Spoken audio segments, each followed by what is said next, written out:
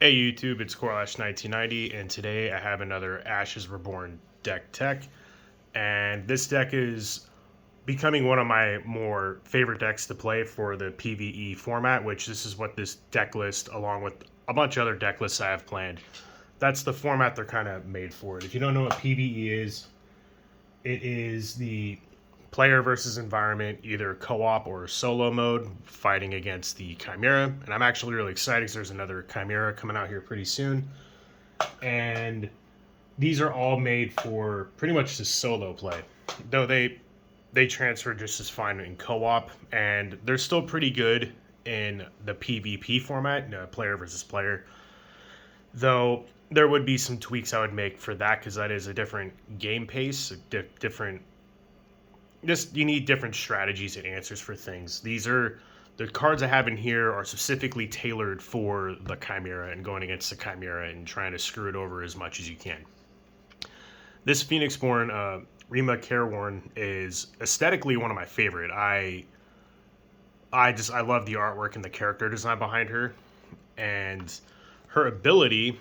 So her stats are pretty solid. She has a battlefield of 4, which is her biggest downfall. 5 spell board is a bit excessive. In the PVE format, you typically don't have time to fill out a 5 spellboard slot. In PvP, that's a little more manageable. But her biggest thing is she has 20 health. That's a lot. So she can aggressively guard for or like block for her units and stuff and not really care too much about it, unlike some other Phoenixborn. And her ability is pretty awesome. She's like the typical scrying, fate sealing kind of a character, just like pretty much every other card game has. So it's a side action, which is pretty fantastic, and it's called Visions. And you look at the top 3 cards, the target draw pile, so you can do it to yours or the Chimera. If there's aspects you know that are really difficult to get around, you can try and mitigate that. And while you're looking at those 3, you can spend a basic die to place an exhaustion token on Rimea, and then place one of those cards on the bottom of that draw pile. If you don't, you don't have to pay one. So that's its own thing. And then it's a period, and then the next sentence is place the remaining looked at cards on the top of that draw pile in an order of your choice. So at the very least, this is a side action. Look at the top 3 cards of deck and rearrange them in any order. And it does not exhaust her to do that. And this deck has a lot of ways of drawing cards. So you can fix your card draw the card you need, and then look at the top 3 again, do another card draw. So there's a lot of fixing and digging in this deck. And then when you need to, if you're having a trouble with a certain aspect, you can try and mitigate it by putting it to the bottom of the Chimera's deck. So that's kind of Rima's little shtick that she has.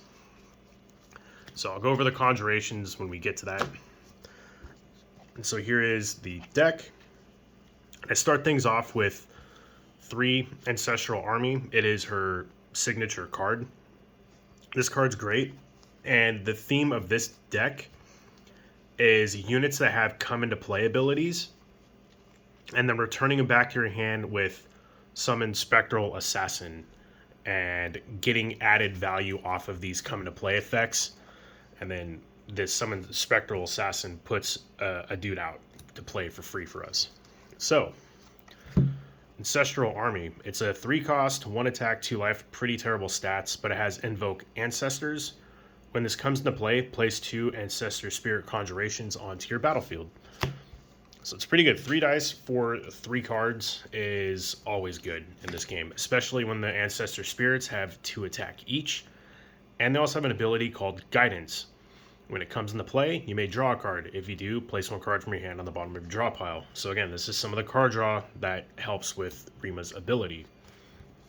So ideally, you'd want to play the Summon Spectral Assassin, return this back to your hand, let your Ancestor Spirits get killed, and then replay this to then refill up your board, drawing more cards all over again. It's actually pretty fun when it works.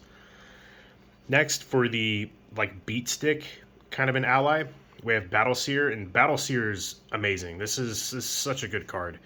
And it's pretty expensive, but it's one of those Knight class allies where they have 3 attack, 4 health, 2 recovery, and then a power side, faction side, basic. But she has Quick Strike, So while attacking, she does damage before things in battle with her, which is amazing. And she also has alert. You don't place exhaustion tokens on her for countering. So whenever she's blocking, if they attack the Phoenixborn block, you can deal damage and then not have to exhaust. Because normally you have to exhaust to do damage, which means it won't get to attack. She gets to do both of those. Yeah, Battle Seer is great. It's one of my favorite allies in the game, actually. Next, we have for 3 Hollow. This artwork is sick. I really enjoy the artwork in this card. It's a bit pricey, needing a power side, though it's one or the other. For those of you that don't know, if there's a little connector in between the two symbols, it's one or the other, not both. So it's a pretty cost-effective unit to play. You need those power sides. You might have to do some other things, either meditating or another card in the deck to get to those dice sides. But again, 2 attack. And it has Hex 2. So when this unit comes into play, you lower 2 dice and target opponent's active pool 1 level. Meaning the rage dice that the Chimera goes off of, if it's on the Red Rain's side, I think it's like this will lower them to the basic, which makes the Chimera not go to its ultimate. This deck is a side theme of lowering those rage dice to prevent the Chimera from doing its ultimate. You don't want it to do its ultimate, and this deck is really good at mitigating that, because if it does, a lot of our stuff in here has 1 health. The ultimate will just board wipe you, and if it does it again, a lot of our stuff also has 2 health, so it'll just board wipe you again. You don't want that to happen. So this is a good way to kind of prevent that from happening. Next, I play 3 River Scald. This card is also great. I don't think you can include it in your first 5 anymore. I might be mistaken on that. I'd have to check the chained list again. But I don't include it in my first 5 anyway. I have other things that I bring for that. But this card's great, though. 2 costs for 2 attack, 2 life. Great stats. But it's a harsh melody is why it's so good. And when it comes into play, you draw a card, which also, works with Remea's ability. And you then may discard a card from your hand to deal X damage to target unit. X equals the magic play cost of the discarded card. So whatever you're discarding, around 2 or 3 is on average what's going to happen, which kills on average most aspects. Or if some aspects have 4 health, a lot of our stuff has 2 attack, and you discard a card that's 2 or 3 to finish it off. Indirect damage for killing aspects is pretty key in fighting the Chimera, and this guy fits both that and comboing with Rimea, so he's just an easy auto include for that exact reason. I play 3 Dreamlock Mage. It's a 2 attack, 3 health, 1 recover. I should mention he has 1 recover as well for 2 masks.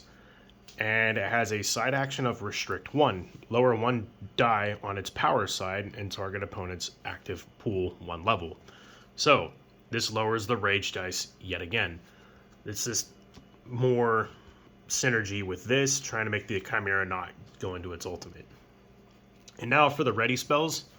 These are included in the first 5, along with Ancestral Army, along with Summon Spectral Assassin. I'll just go ahead and just say that now. So, we play 1 Summon Ancestor Spirit, because you won't always have either this or the Spectral Assassin to kind of flicker it, so you want options to play them. You can only have 2 of them, but it's fine. It's basically trading a power side for a 2 attack unit, along with a card draw, which, again, works with Rimea. And probably one of my favorite conjuration ready spells in the game is Summon False Demon. False Demon's great. It's a little pricey, but that's fine. It costs 2, and you put a False Demon onto the battlefield. And the False Demon is this here, which looks great. I love the aesthetic to this card. 2 attack, 2 life, and it has Nightmare 1. When it comes into play, you may deal 1 damage to target exhausted unit. There are a lot of annoying aspects that have 1 health, but have ways to protect themselves. So once they attack and get exhausted, their ability's clear. The False Demon can go in and finish them off pretty easily. Plus 2 attack is nice as well. And then finally, we have Changing Wind. Winds, it's a little costly for what it does, but when you play it, you draw 2, and then choose 2 cards in your hand to put on the top or the bottom. So synergy with Rimea. And that is a side action, and exhaust it, you draw a card, more synergy, and then you change 1 die in your pool to a side of your choice. This is a way you can fix to get those power side dice. And now for the rest of the cards in the deck, this is all of our spells and reactions. So, summon Spectral Assassin. It's kind of like one of the linchpins to the deck.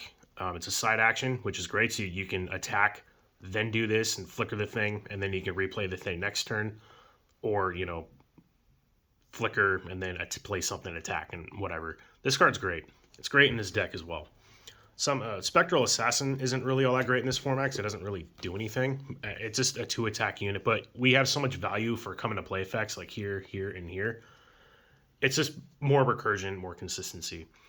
So you choose target ally you control and place it into its owner's hand. If you do, place a Spectral Assassin Conjuration on your battlefield and you draw a card. So this card I think was like meant for her, which is funny because it did not come in her deck.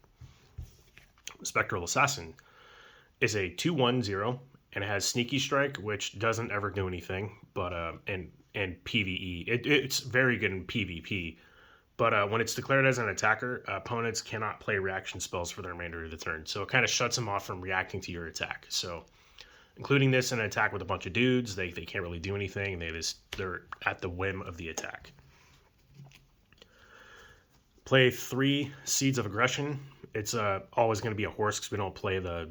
I forgot the name of that die, the pink one. But anyway, this card's pretty dang good though, because I put this in here for when you're needing to kill aspects and you go to attack them, and then the Chimera just comes in and guards them, and then you're kind of getting screwed over on that. This card mitigates that. So what this is, it's an action spell, and choose target unit control and target unit and opponent controls. Those units deal damage to each other equal to their attack value. So that even works if they're exhausted. So you can get double value off of units with this, and you can also just kill aspects of the Chimera indirectly without the Chimera coming in and countering and blocking and all that other bad stuff. So this is a good way to kind of get rid of those annoying cards. And then for some other just hard removal, play 3 2 Shadows. It's a side action. It'll always be the wolf because we don't have the time die. And yeah, discard target exhausted unit. So if there is an aspect that's exhausted, it's done its thing, it's attacked, whatever, some bad things have happened, you don't have enough pressure on the board to remove it, or it takes too much to remove it while leaving other things. This is just a good way to just spot removal them. And then finally, last card in the deck, and it is a bit expensive, and by a bit, I mean it's really expensive. It costs 3 dice. Cards that cost 3 dice in this game they better do something good. And this in any other deck, I don't think would be as good, but it fits Rimea pretty well, especially with dice mitigation and especially against the Chimera. But it's a reaction spell. You play it when one of your units is destroyed, either by attacking, dice power, or whatever, which happens quite a bit in playing PvE. When that happens, you get to destroy a target unit, and then you get to lower 2 dice in that person's dice pool. So blowing up a Chimera's aspect and then lowering 2 of its rage dice, yeah, this card's insane for PvE. I would say in PvP, I would just straight up remove this for... and that one, looks like I have it in a deck. I cannot remember the name to it right now. But there is a card that you Crescendo. Yeah, I would just straight up remove it for Crescendo. This card's one of the best cards in the game, and it's in the same dice types.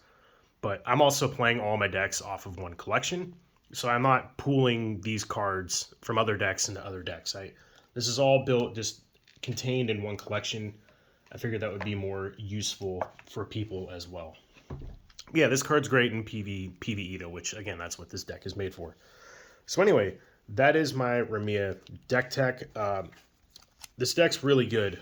It's really good, and I've played on all of the settings of the Chimera. I have won all of them. All of these decks that I'm showing, I have done that. But this one was the least challenging for me, simply because of just lowering rage dice. All of my other decks can't really do anything about the rage dice. Yeah, Chimera did not ultimate nearly as much as it does with my other decks due to all of the dice lowering mechanics. And yeah, it's a lot of card filtering, fixing. You have you have a lot of tools in here. You have a lot of ways of getting those tools, and it's a very, very consistent deck. And I think Rimea is one of the better Phoenixborn in the game as well. Just being able to fix your card draws is so valuable. I can't really stress that enough, especially in Ashes Reborn. But anyway, that is the deck tech. I got some other videos for this. Plan to have another 5 decks to show for this game, and I have a couple more decks in the making. But anyway, hope this video is helpful to those who are trying to get into Ashes Reborn. Again, I'm doing this because of all the PvE stuff that's releasing, and I'm seeing a lot of people in the Team Covenant Discord, talk about it. So I figured I'd post some comment about it.